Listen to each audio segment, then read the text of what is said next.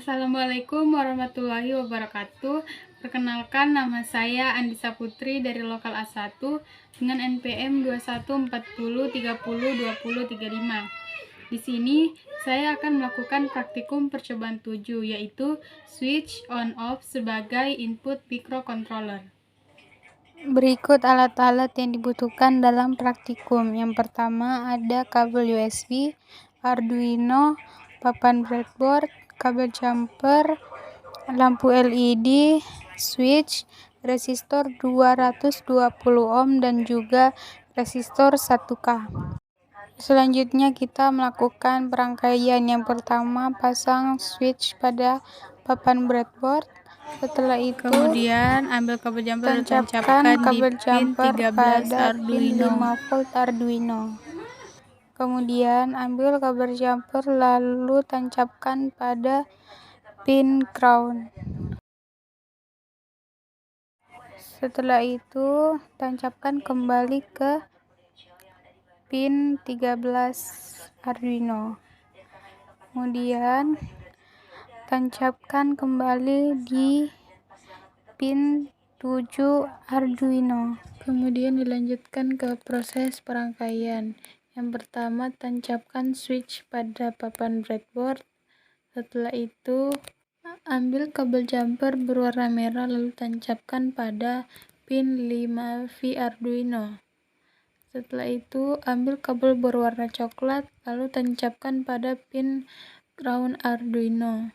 Kemudian ambil kabel berwarna hitam lalu tancapkan ke pin 13 Arduino.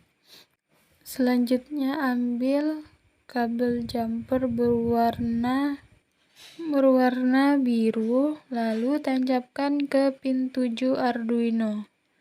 Selanjutnya ambil resistor 10K lalu tancapkan pada papan breadboard dengan posisi salah satu kaki bertemu dengan salah satu kaki dari switch. Kemudian ambil kembali kabel jumper berwarna merah lalu tancapkan kepada kaki input resistor. Setelah itu ambil kabel ground lalu tancapkan di bawah salah satu kaki dari switch. Setelah itu ambil kembali kabel jumper berwarna biru lalu tancapkan di kaki output resistor. Kemudian ambil resistor lalu tancapkan di papan breadboard. Setelah resistor telah berhasil ditancapkan, selanjutnya ambil kabel jumper pada pin 13 lalu tancapkan di kaki input resistor 220 ohm. Setelah itu tancapkan lampu LED dengan salah satu kakinya bertemu dengan salah satu kaki resistor. Setelah itu ambil kabel jumper berwarna hitam lalu tancapkan di bawah salah satu kaki resistor. Setelah itu tancapkan kembali di bawah kaki switch dengan posisi di bawah kabel jumper berwarna coklat atau ground. Kemudian yang terakhir sambungkan kabel USB dengan Arduino.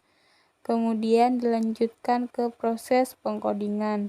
Di sini saya melakukan pengkodingan menggunakan aplikasi Arduino IDE.